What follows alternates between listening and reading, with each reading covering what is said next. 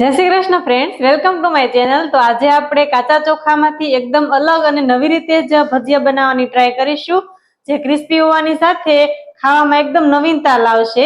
તો ચાલો બનાવવાનું શરૂ કરીએ। એ પહેલા જો મારો વિડિયો તમને પસંદ આવતા હોય તો મારા વિડિયોને લાઈક કરજો અને મારી ચેનલને સબસ્ક્રાઇબ કરજો। વરસાદમાં ખાવાની મજા પડે તેવા મોન્સૂન સ્પેશિયલ આપણે કાચા ચોખામાંથી ભજીયા બનાવી રહ્યા છીએ।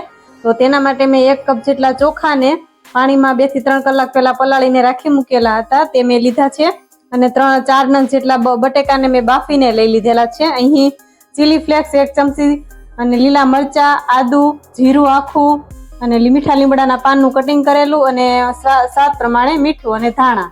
હવે એક મિક્સર જાર લઈ તેમાં આપણે જે ચોખા પલાળીને રાખ્યા હતા તે આપણે એડ કરી દઈશું અને આપણે એકદમ સ્મૂથ બેટર એનું પીસી લઈશું।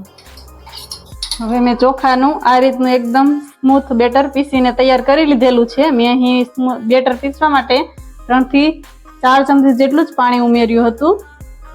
હવે એક બાઉલ લઈ બાઉલની અંદર આપણે જે બટેકા બાફીને રાખ્યા હતા તેને આ રીતે આપણે છીણીને લઈ લઈશું। હવે અહીં મેં બધા બટેકાને છીણીને આ રીતના લઈ લીધા છે। તો હવે જે આપણે બેટર બનાવ્યું હતું તે આપણે તેમાં ઉમેરી દઈશું। હવે તેમાં લીલા મરચા, આદુની પેસ્ટ,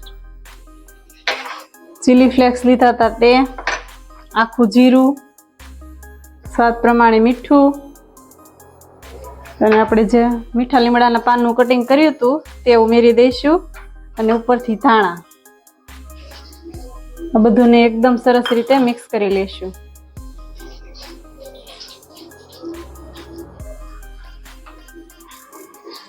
ભજીયા બનાવવા માટેનું બેટર અહીં તૈયાર થઈ ગયું છે। તો મેં આ રીતના એકદમ થીક, વધારે પડતું પતલું પણ નહીં અને વધારે પડતું થીક પણ નહીં, આ રીતનું મીડિયમ થીક રાખેલું છે। તો તેને આપણે ફૂલાવવા માટે મેં અહીં ઈનોનો ઉપયોગ કરેલો છે, તમે તેની જગ્યાએ સોડાનો ઉપયોગ પણ કરી શકો છો। આપણે 1 ટીસ્પૂન જેટલો ઈનો ઉમેરી દઈશું અને તેને એક્ટિવેટ કરવા માટે અડધો લીંબુનો રસ ઉમેરી દઈશું અને બધાને એકદમ સરસ રીતે બરાબર મિક્સ કરી લઈશું।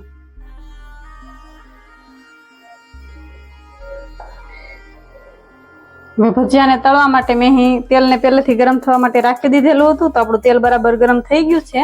તો હવે હાથની મદદથી આપણે આ રીતે ભજીયાને પાડી લઈશું।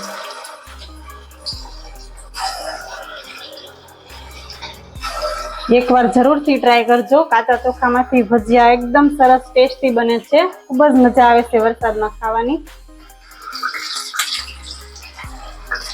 દરેક વખતના ભજીયા કરતા કંઈક અલગ।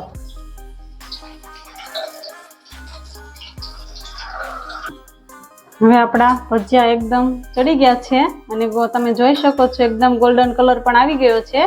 હવે તેને આપણે બહાર કાઢી લઈશું। તો બનીને તૈયાર છે આપણા કાચા ચોખામાંથી એકદમ સરસ ક્રિસ્પી અને કુરકુરા ભજીયા। તો મારી રેસીપી તમને ભજીયાની કેવી લાગી તે તમે કમેન્ટમાં જરૂરથી જણાવજો અને જો પસંદ આવી હોય તો મારા વિડીયોને લાઈક કરજો અને મારી ચેનલને સબસ્ક્રાઇબ કરજો।